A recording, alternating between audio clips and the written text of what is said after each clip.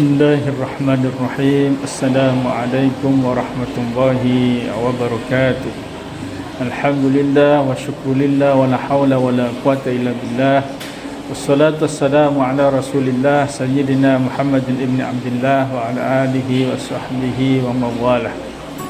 Rasulullah Muhammad sallallahu alaihi wasallam bersabda dalam sebuah hadis, ala adulluka ala abwabil khair, as-sawmu junnah was-sadaqatu tudfi'ul khati'ah kama tudfi'ul ma'u an-nara was-salatu rajuli fi jawfil lail. Jadi ini ada tiga hal yang oleh Rasulullah disebutkan sebagai pintu sebagai pintu kebajikan. Yang pertama adalah puasa. Puasa disebutkan ada sebagai perisai. Jadi yang di sini dimaksud adalah bahwasanya dengan puasa maka manusia akan bisa terhindar dirinya dari hal-hal yang tidak baik. Jadi menjadi perisai. Ya, kita sadar bahwasanya ketika orang sedang menjalankan ibadah puasa maka ada peningkatan kemampuan seorang shaim atau seorang yang berpuasa dalam hal bagaimana menjaga dirinya. Bagaimana dirinya agar tidak membiarkan dirinya melakukan hal-hal yang tidak sesuai dengan perintah agama. Maka di sini disebutkan dengan as-sawmu junnah. Kemudian juga as-sadaqatu tudfi'ul khati'ah kama yudfi'ul ma'u an-nar. Artinya bahwasanya sedekah mampu memadamkan kejelekan, mampu memadamkan keburukan, sebagaimana air bisa memadamkan api. Ini artinya bahwasanya kalau orang bisa berbuat sesuatu demi kepeduliannya, demi orang lain, dengan cara mengeluarkan sebagian hartanya, maka sesungguhnya dia telah setidaknya terbuka kebajikan bagi dirinya. Kemudian yang ketiga adalah sholatul rajuli fi jawfil lail, yaitu sholatnya seseorang di malam hari.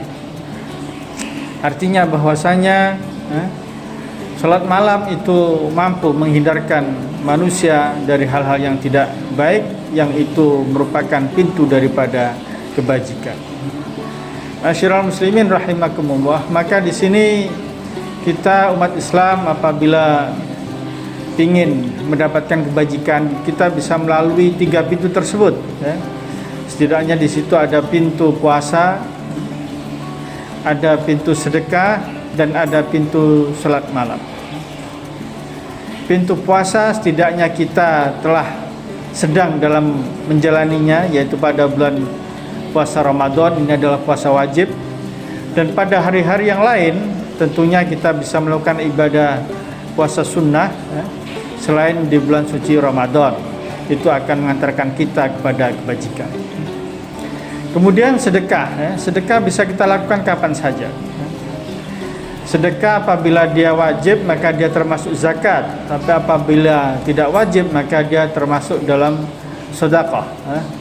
Maka dia termasuk dalam sedekah yang itu bagi mereka yang hartanya tidak sampai ke nisab tetapi dia mengeluarkan sebagian hartanya untuk kepentingan orang lain, untuk kepentingan sosial, kepentingan agama, maka hal itu termasuk dalam kategori sedekah. Kemudian salat malam. Salat malam ini tentunya bukan suatu hal yang ringan, terutama bagi orang atau bagi kita yang belum terbiasa melakukannya. Maka bagi mereka yang belum bisa melakukannya, tentunya bisa diawali dengan membiasakan sholat tepat waktu, atau membiasakan sholat subuh di masjid. Ini barangkali awal yang bisa mengantarkan pada sholat malam. Tentunya jauh untuk orang bisa melakukan sholat malam kalau seandainya sholat 5 waktu dia masih belum bisa disiplin on time, bisa sholat 5 waktu secara disiplin, bisa sholat subuh berjamaah, apalagi bagi kalangan kaum muda. Hal ini tentunya bisa menjadi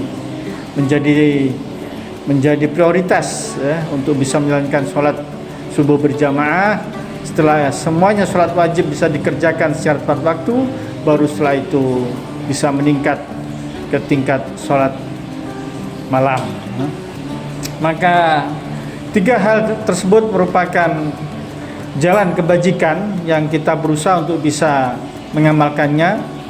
Tentunya setapak demi setapak, tahap demi tahap, kita berusaha untuk bisa meningkatkan amalan ibadah kita, dan sejauh kesadaran kita bisa mengamalkan perintah agama, dan sejauh kita punya kesadaran untuk bisa meningkatkan kualitas keberagaman kita, maka disitulah tingkat ketakwaan kita kepada Allah Subhanahu wa taala, sesuatu yang menjadi tujuan daripada kewajiban kita berpuasa, yaitu mencapai takwa pada Allah Subhanahu wa taala.